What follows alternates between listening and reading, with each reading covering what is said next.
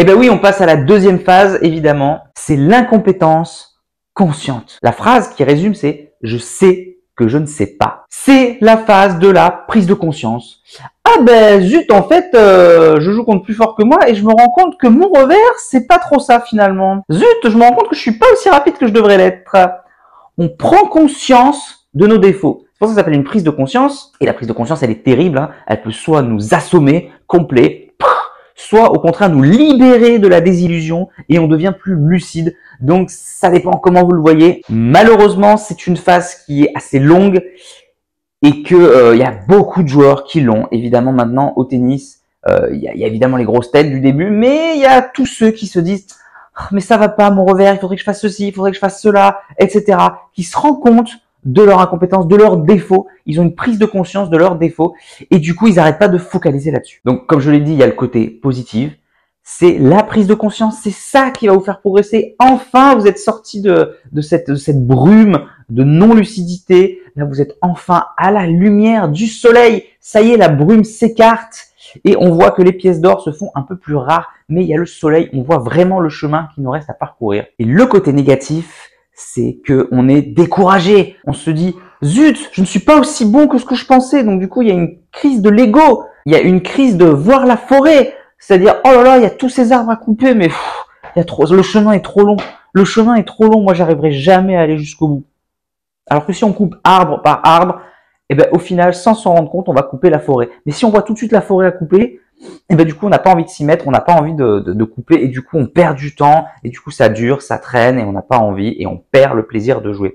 Donc c'est une phase très difficile parce que c'est là où on perd voilà ce plaisir de jouer, cette insouciance. Donc pour les joueurs de haut niveau, c'est ça, c'est après la phase d'invincibilité. Hein, souvent les jeunes joueurs gagnent tout jusqu'à 13-14 ans dans leur catégorie et puis quand ils arrivent à un certain moment, 13-14 ans, voire au haut niveau, et bien tout d'un coup, ils se rendent compte qu'ils étaient à 80-90% de victoire. Tout d'un coup, ils sont à 40-30% de victoire. Ils font que perdre.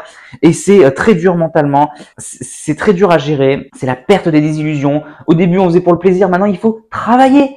Parce qu'en plus, il faut s'investir et travailler, y passer du temps. Mais c'est horrible. Mais pour les joueurs de club à notre niveau, moi, j'irai encore plus loin. Car ça m'arrive tout le temps.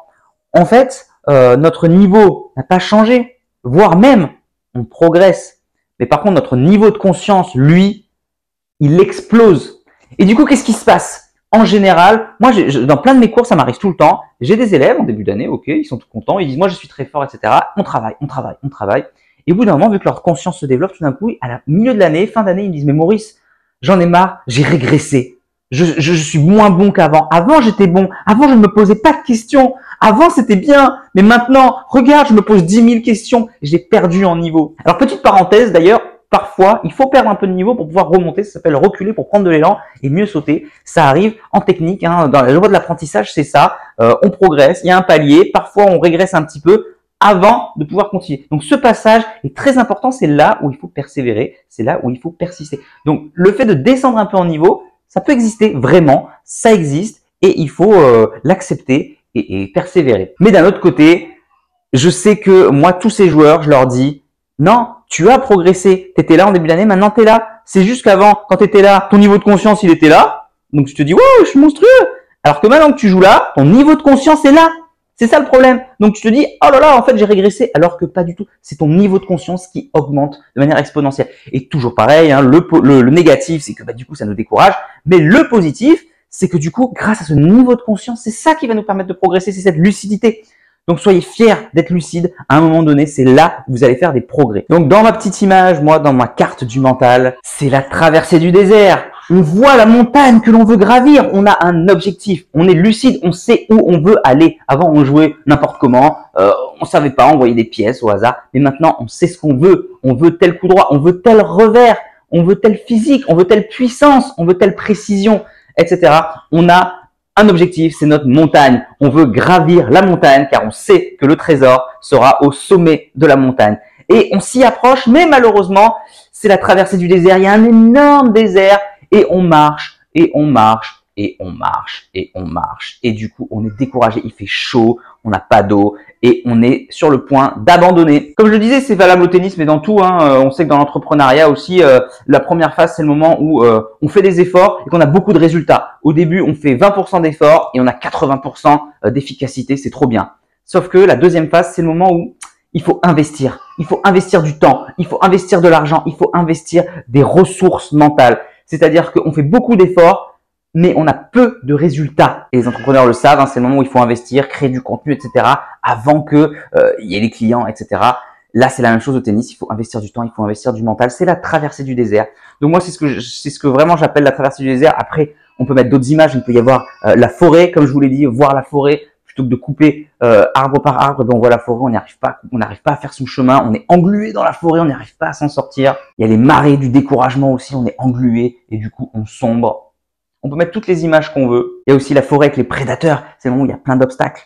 Les gens qui vont te dire non, tu vas jamais y arriver. Ah, mais t'étais fort. Pourquoi tu fais plus ci? Tu devrais faire ci, tu devrais faire ça. Sans parler des vrais obstacles, des gens qui veulent vous en empêcher d'atteindre votre objectif. Les lions, les tigres, etc. Donc c'est voilà le moment qui est difficile et c'est le moment où il faut tenir. C'est le moment où en fait où on voit de quel bois vous êtes fait. Quel est votre mental? Est-ce que vous êtes un feu de paille et vous brûlez instantanément, ou est-ce que vous êtes de l'acier trempé? Vous êtes fort, vous forgez votre mental au feu.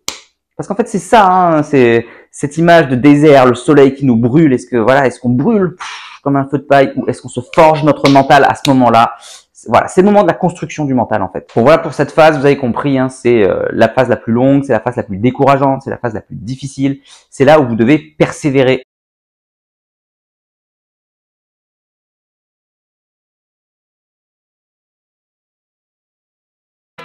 Si tu es encore là, c'est que soit tu es très motivé, et dans ce cas-là je te félicite, soit que tu aimes ce que je fais. Dans tous les cas, s'il te plaît, laisse un commentaire pour donner ton opinion et soutiens mon travail, soit en partageant les vidéos, c'est important pour l'algorithme, soit en allant sur Tipeee. Tu peux aller encore plus loin en t'abonnant à ma newsletter où je te donnerai plein de conseils. Rien de plus facile, clique sur le lien dans la description. À bientôt.